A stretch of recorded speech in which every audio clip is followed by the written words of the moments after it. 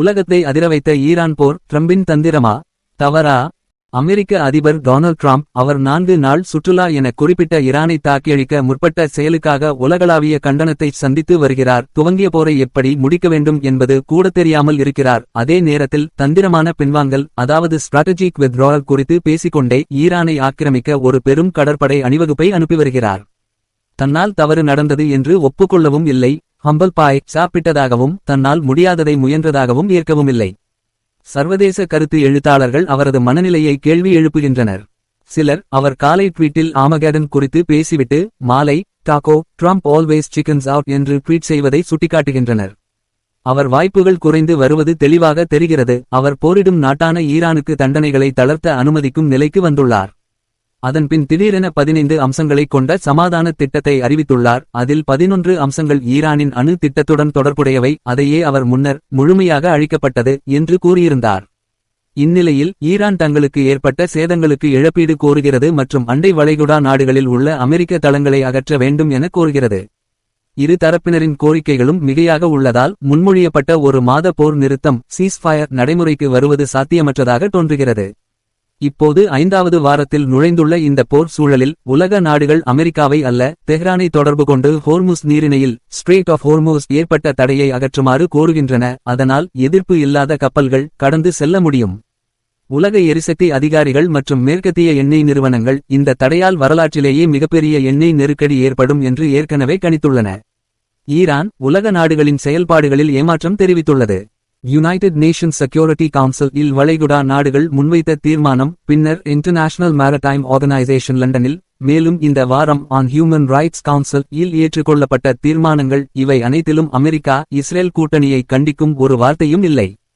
Iran உறுப்பினர் நாடுகளிடம், குறிப்பாக சீனா மற்றும் ரஷ்யா போன்ற நாடுகளிடம் அமெரிக்கா பாதுகாப்பு கவுன்சிலை தவறாக பயன்படுத்துவதை தடுக்கவும் அமெரிக்கா சயோனிஸ்ட் ஆட்சி இஸ்ரேல் மேற்கொண்ட தாக்குதலை கண்டிக்க உறுதியான நிலைப்பாடு எடுக்கவும் எதிர்பார்க்கிறது என்று ஈரான் தெரிவித்துள்ளது.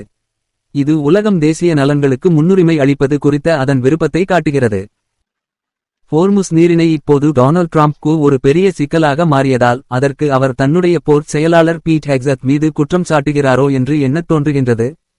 சமீபத்தில் இருவரும் ஒரே மேடையில் இருந்தபோது ஈரானை தாக்குவோம் என்று நீங்கள் சொன்னீர்கள் என்று நினைக்கிறேன் என்று அவர் கூறியதும் குறிப்பிடத்தக்கது. இப்போது சுமார் 40,000 அமெரிக்க படையினர் ஹோர்முஸ் நீரிணையை கைப்பற்ற தயாராக காத்திருக்கின்றனர். சமாதான பேச்சுவார்த்தைகள் தோல்வியடைந்தாலும் அல்லது இல்லாவிட்டாலும் இராணுவ நடவடிக்கைக்கு அழுத்தம் அதிகரித்து வருகிறது. இதேவேளை ஈரான் அந்த நீரிணையை மூடிவைத்து உலக பொருளாதாரத்தை கேள்விக்குறியாக்க தயாராக உள்ளது. இந்த போர் பெரும்பாலும் இஸ்ரேலின் வேண்டுகோளின் பேரில் துவங்கப்பட்டது என்று அமெரிக்க மக்கள் கருதுகின்றனர். பாதுகாப்பு ஆய்வாளர்கள் இதை சீனாவை எண்ணெய் விநியோகத்தில் இருந்து துண்டிக்க முயற்சியாகவும் பார்க்கின்றனர். ஏற்கனவே வெனிசுவேலாவை பாதித்த நிலையில் அமெரிக்கா சீனா உச்சி மாநாடு மே மாதத்தில் நடைபெறவுள்ளது. அனுரகுமார டசனேக் தலைமையிலான இலங்கை அரசு இந்த தீர்மானங்களுக்கு ஆதரவு அளிக்காமல் தத்துவ அடிப்படையில் நிலைப்பாடு எடுத்துள்ளது. ஆனால் அதனால் வளைகுடா நாடுகள் அதிருப்தியடைந்துள்ளன. அங்கு ஆயிரக்கணக்கான இலங்கை தொழிலாளர்கள் பணிபுரிந்து நாட்டிற்கு பணம் அனுப்புகின்றனர். இந்த மோதல் அமெரிக்கா இஸ்ரேல் மற்றும் ஈரான் என்ற இரு தரப்புகளுக்குள் மட்டும் இல்லாமல் வளைகுடா நாடுகளும் நேரடி தாக்குதலுக்கு உள்ளாகும் நிலையில் உள்ளன. ரமலான் நோன்பு முடிவில் நடந்த இஃப்தார் நிகழ்வில் வளைகுடா தூதர்கள் மற்றும் ஈரான் தூதர் கலந்து கொள்ளாதது கொழும்புக்கு ஒரு வலுவான தூதரக சிக்னலாக பார்க்கப்படுகிறது. எங்கள் அதிபர் இலங்கை ஜனாதிபதி அழைப்பை ஏற்க முடியாமல் போயிருக்கலாம், தொலைபேசி இணைப்புகள் பிஸியாக இருந்திருக்கலாம் என்ற ஈரான் தூதரின் கருத்து இலங்கை நடுநிலை நிலையில் இருக்கும்போது எளிதில் சிக்கிக்கொள்ளக்கூடும் என்பதை சுட்டிக்காட்டுகிறது. நடுநிலை என்பது இன்றைய முக்கிய சொல். ஆனால் அதன் சட்ட இராணுவ நெறிமுறை அர்த்தங்கள் விவாதத்திற்குரியது. போர் நேரங்களில் நீங்கள் எங்களோடு அல்லது எங்களுக்கு எதிராக என்ற மனப்பான்மை மேலோங்கும். நடுநிலையாக இருப்பது சில நேரங்களில் உயிர் காக்கும் யுத்தியாக இருக்கலாம், ஆனால் அது சக்திவாய்ந்த நாடுகளின் தாக்குதல்களை எதிர்கொள்ளும் போது மௌனமாக இருப்பதற்கு சமமாக இருக்கலாம். மேற்கு ஆசியாவில் நடைபெறும் இந்த நீண்ட போர் எண்ணெய் மற்றும் எரிவாயு மட்டுமல்லாமல் உர உற்பத்தியையும் பாதித்து உணவு குறைபாட்டை ஏற்படுத்துகிறது. மின்சாரம் மற்றும் ஆற்றல் துறைகளும் பாதிக்கப்படுகின்றன. இதற்கு பதிலாக இலங்கை அரசு 4 குழுக்கள் மற்றும் ஒரு நிபுணர் குழுவை அமைத்துள்ளது. இந்த வாரம் இந்தியாவிடம் இலங்கை உதவி கோரியுள்ளது. அது வெறும் அவசர உதவியல்ல, இரு நாடுகளின் எண்ணெய் ஒப்பந்தத்தை செயல்படுத்த வேண்டிய கோரிக்கையாகும். இந்தியா தனது நெய்பர்ஹுட் ஃபர்ஸ்ட் கொள்கையின் கீழ் இலங்கையில் மேற்கொள்ளப்படும் திட்டங்களை விரைவுபடுத்த வேண்டும் என வலியுறுத்துகிறது. குறிப்பாக திருகோணமலையில் எண்ணெய் களஞ்சியங்களை ஒப்படைக்க கோரியுள்ளது. பாகிஸ்தான், துருக்கி மற்றும் எகிப்து ஆகிய நாடுகள் இந்த போரில் சமாதானத்தை ஏற்படுத்த முயற்சி செய்கின்றன. இது சிக்கலில் உள்ள அமெரிக்க ஜனாதிபதிக்கு உதவுவதற்கான முயற்சியாகவும் பார்க்கப்படுகிறது.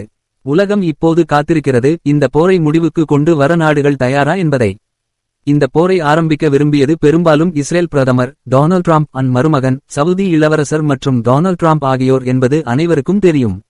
ஆனால் தற்போது இச்சிக்கலுக்கான பொறுப்பை தனது போர் செயலாளர் மீது மாற்ற முயற்சி செய்கிறார்.